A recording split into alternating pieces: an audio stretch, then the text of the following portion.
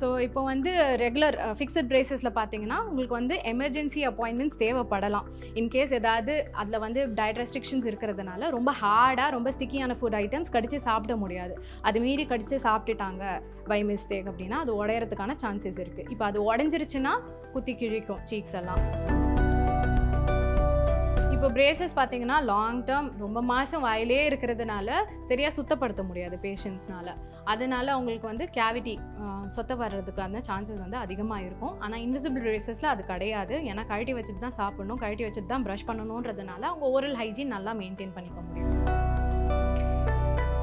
Braces வந்து ஃபிக்ஸ்டாக இருக்கிறதுனால diet restrictions இருக்கும் இல்லையா, ரொம்ப ஹார்டாக கடிச்சு சாப்பிட முடியாது, ரொம்ப ஸ்டிக்கியான ஃபுட் ஐட்டம்ஸ்லாம் சாப்பிட முடியாது. அதனாலேயே வந்து சப்பாத்தி இல்லாமல் வந்து கடிச்சு சாப்பிட்றதுலாம் கஷ்டம். ஸோ அதனால் அவங்களுக்கு வந்து டயட் ரெஸ்ட்ரிக்ஷன்ஸ் நிறையா இருக்கிறதுனால நிறைய பேருக்கு வெயிட் லாஸ் இருக்குது அப்படின்னு என்கிட்டே வந்து சொல்லுவாங்க.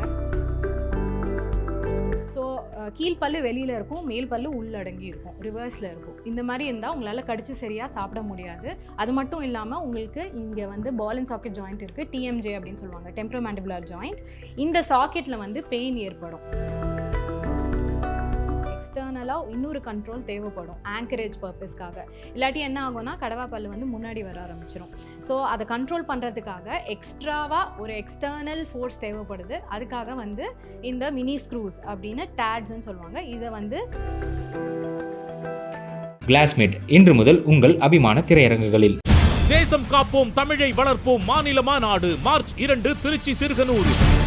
இந்திய ஜனநாயக கட்சியின் நிறுவன தலைவர் டாக்டர் பாரிவேந்தர் அழைக்கிறார். அணிதிரண்டு வாருங்கள். வணக்கம் மேம். வணக்கம். நம்ம இப்போ என்ன பார்க்க போகிறோம்னா பிரேசஸ் அண்ட் அலைனஸ் பற்றி பார்க்க போகிறோம் மேம்.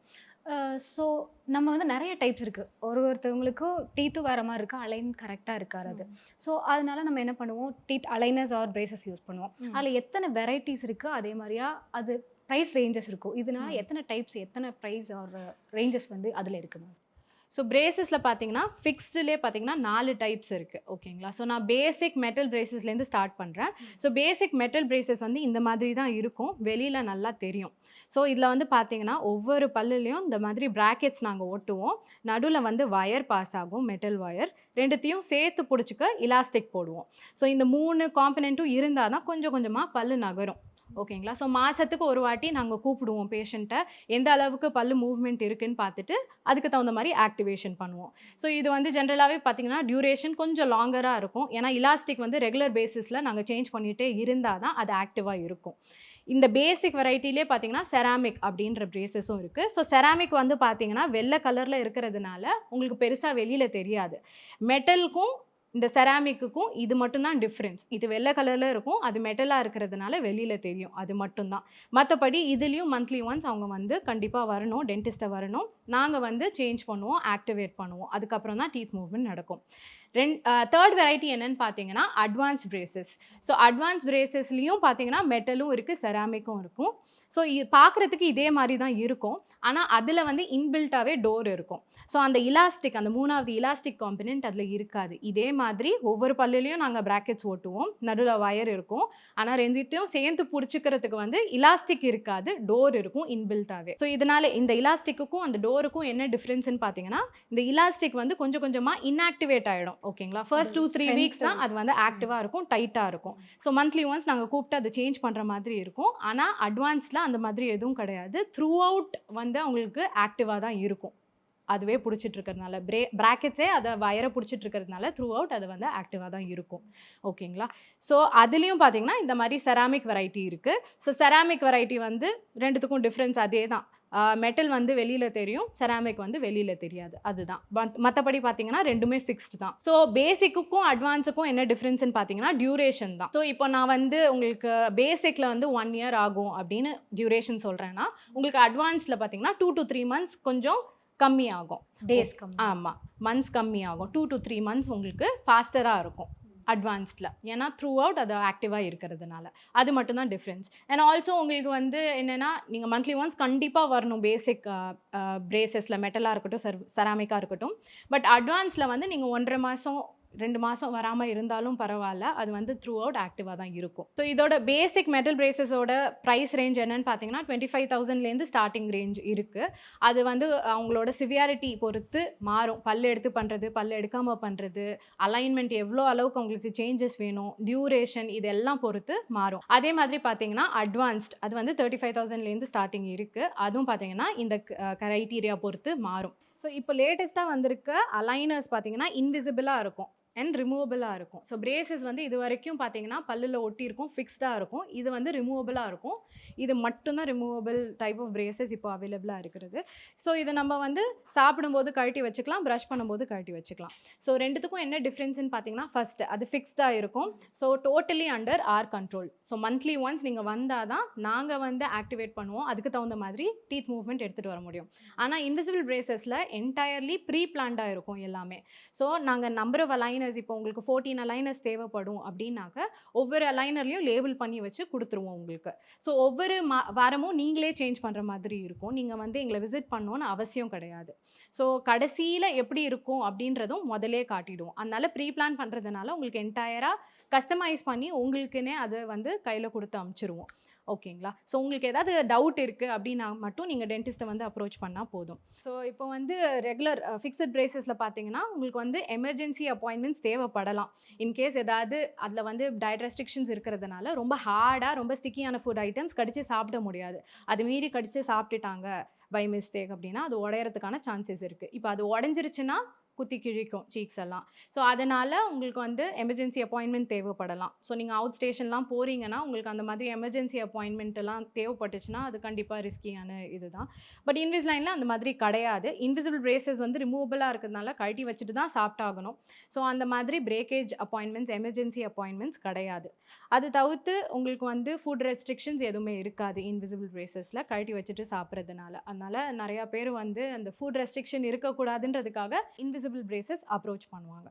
மற்றபடி பார்த்தீங்கன்னா ரெண்டுத்துக்கும் என்ன டிஃப்ரென்ஸ்னு பார்த்தீங்கன்னா அதில் மந்த்லி ஒன்ஸ் நீங்கள் வந்து ரெகுலர் விசிட் வரணும். இதுக்கு வர தேவையில்லை. இது வந்து கண்டிப்பாக வந்து ப்ரீ பிளான்டாக இருக்கிறதுனால அந்த 14 அலைனர்ஸ் நான் கொடுத்துட்டேன்னா 14 அலைனர்ஸ் கம்ப்ளீட் பண்ணிவிட்டு அதுக்கப்புறம் வந்தால் போதும். மேம் இதோட அட்வான்டேஜ் அண்ட் டிஸ்அட்வான்டேஜஸ் பற்றி சொல்லுங்கள் மேம். இப்போ பிரேசஸ் பார்த்தீங்கன்னா லாங் டேர்ம் ரொம்ப மாதம் வாயிலே இருக்கிறதுனால சரியாக சுத்தப்படுத்த முடியாது பேஷண்ட்ஸ்னால. அதனால் அவங்களுக்கு வந்து கேவிட்டி சொத்த வர்றதுக்கான சான்சஸ் வந்து அதிகமாக இருக்கும். ஆனால் இன்விசிபிள் பிரேசஸில் அது கிடையாது. ஏன்னா கழட்டி வச்சுட்டு தான் சாப்பிடணும், கழட்டி வச்சுட்டு தான் ப்ரஷ் பண்ணணுன்றதுனால அவங்க ஓரல் ஹைஜீன் நல்லா மெயின்டைன் பண்ணிக்க முடியும். அது தவிர்த்து பார்த்தீங்கன்னா இன்விசிபிள் பிரேசஸில் வர்ச்சுவல் ஸ்மைல் சிமுலேஷன் அப்படின்னு சொல்லுவாங்க. ஸோ வர்ச்சுவல் ஸ்மைல் சிமுலேஷன்னா என்னன்னு பார்த்தீங்கன்னா ட்ரீட்மெண்ட் ஆரம்பிக்கிறதுக்கு முன்னாடியே ஆஃப்டர் ரிசல்ட்ஸ் ட்ரீட்மெண்ட் முடியும் போது எப்படி இருக்கும் மூஞ்சி, எப்படி இருக்கும் ஸ்மைல் அப்படின்றத நம்ம முதலே காட்டிடலாம் பேஷண்ட்ஸ்க்கு. ஏன்னா இவ்வளோ வருஷம் பார்த்தீங்கன்னா நம்ம பிரேசஸ் வந்து டென்டிஸ்ட்டை போயிட்டே இருப்போம் மாதம் மாதம். நம்மளுக்கு வந்து ஒரு ஐடியாவே இருக்காது எந்த மாதிரி அவுட்கம் வரப்போகுதுன்னு ஒரு ஐடியாவே இருக்காது. ஆனால் இன்விசிபிள் பிரேசஸில் நம்ம வந்து ட்ரீட்மெண்ட் ஸ்டார்ட் பண்ணுறதுக்கு முன்னாடியே உங்களோட ஸ்மைல் ஃபோட்டோஸ் வீடியோஸ் ரெக்கார்ட் பண்ணிவிட்டு எந்த மாதிரி சேஞ்சஸ் வரப்போகுது, ட்ரீட்மெண்ட் முடிஞ்சக்கப்புறம் எப்படி இருக்கும் அப்படின்றத காட்டிட்டு அதுக்கப்புறம் தான் ப்ரொசீட் பண்ணுவோம். அதனால் you will have this thing in mind. உங்களுக்கு வந்து மைண்டில் இருக்கும் இந்த மாதிரி தான் நம்மளுக்கு அவுட்கம் வரப்போகுதுன்னு. அதில் உங்களுக்கு ஏதாவது அன்சாட்டிஸ்ஃபேக்ஷன் இருந்தது அப்படின்னாக்கா நீங்கள் அந்த டைமே சொல்லிடலாம் டாக்டர்கிட்ட. அவங்க அதுக்கு தகுந்த மாதிரி சேஞ்சஸ் பண்ணிடுவாங்க. அதாவது பிஃபோர் அண்ட் ஆஃப்டரை முதலே காட்டிடலாம். என்னோட ஃப்ரெண்ட்ஸே சில பேர் வந்து டிப் பிரேசஸ் அந்த மாதிரி அலைனர்ஸ்லாம் போடுறாங்க. அவங்களுக்கு ஃபர்ஸ்ட் 2 மந்த் வந்து ரொம்பவே கஷ்டப்படுற மாதிரி, அதாவது நாங்கள் சாப்பிட முடியல, மெலிஞ்சிட்டோம் அப்படிங்கிற மாதிரிலாம் சொல்கிறாங்க. அதை பற்றி நீங்கள் என்ன சஜஷன் கொடுங்க? டெஃபினட்டாக பிரேசஸ் வந்து ஃபிக்ஸ்டாக இருக்கிறதுனால டயட் ரெஸ்ட்ரிக்ஷன்ஸ் இருக்கும் இல்லையா? ரொம்ப ஹார்டாக கடிச்சு சாப்பிட முடியாது, ரொம்ப ஸ்டிக்கியான ஃபுட் ஐட்டம்ஸ்லாம் சாப்பிட முடியாது. அதனாலேயே வந்து சப்பாத்திலாமும் வந்து கடிச்சு சாப்பிட்றதுலாம் கஷ்டம்.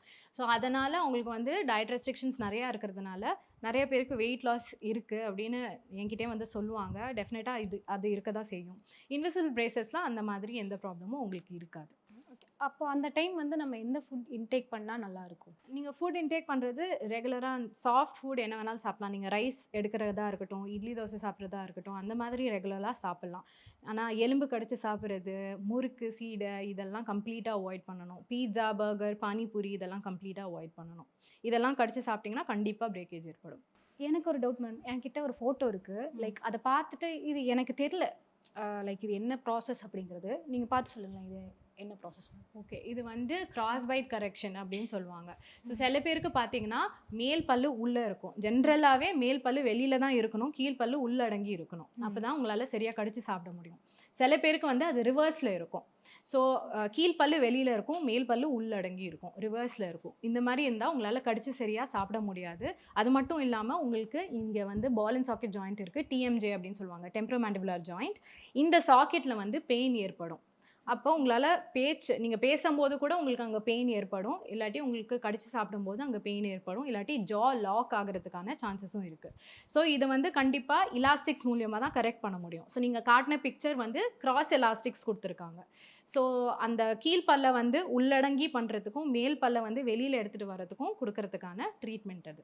மேம் நீங்கள் இந்த இதுக்கான ஆன்சர் சொல்லிட்டீங்க. ஆனால் இன்னொரு சைட் பார்த்தீங்கன்னா ஸ்க்ரூ வச்சு அதுலேயுமே பிரேசஸ் வச்சு லைக் எலாஸ்டிக் மாதிரி பண்ணுறாங்க. அதெல்லாம் என்ன? ஸோ சில பேருக்கு பார்த்தீங்கன்னா பிரேசஸோட கண்ட்ரோல் மட்டும் பத்தாது, எக்ஸ்டர்னலாக இன்னொரு கண்ட்ரோல் தேவைப்படும் ஆங்கரேஜ் பர்பஸ்க்காக.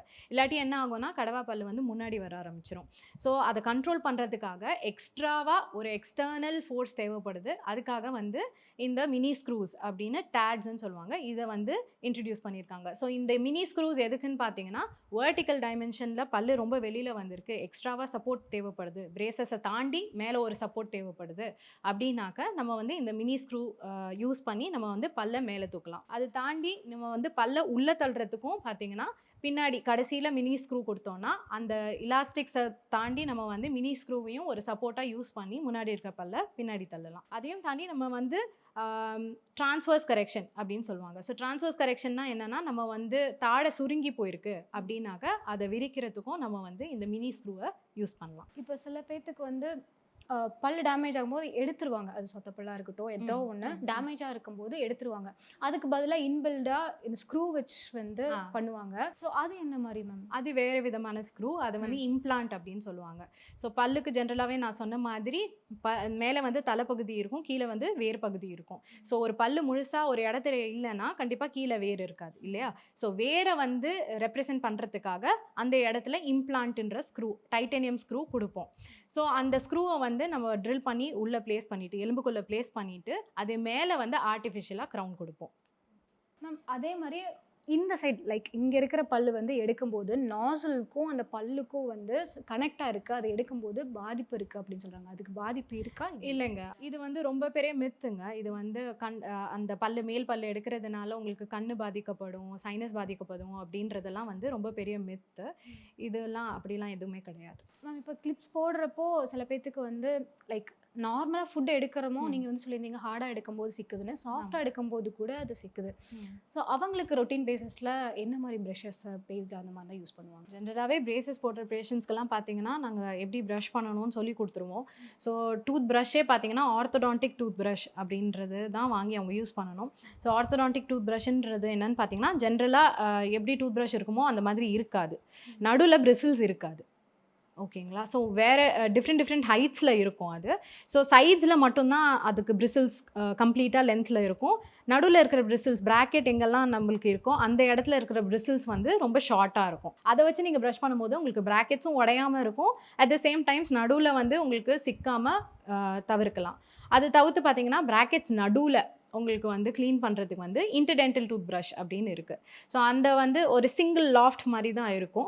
ஸோ அதை வந்து நீங்கள் ப்ராக்கெட்ஸ் நடுவில் விட்டு க்ளீன் பண்ணிக்கலாம். Thank you so much ma'am. இவ்வளோ நேரம் வந்து இதை பற்றி ரொம்ப எக்ஸ்பிளைன் பண்ணி கிளியராக வந்து எங்களுக்கு சொல்லியிருக்கீங்க. Thank you so much. கிளாஸ்மேட் இன்று முதல் உங்கள் அபிமான திரையரங்குகளில். தேசம் காப்போம், தமிழை வளர்ப்போம் மாநில மாநாடு மார்ச் 2 திருச்சி சிறுகனூர். இந்திய ஜனநாயக கட்சியின் நிறுவன தலைவர் டாக்டர் பாரிவேந்தர் அழைக்கிறார். அணிதிரண்டு வாருங்கள்.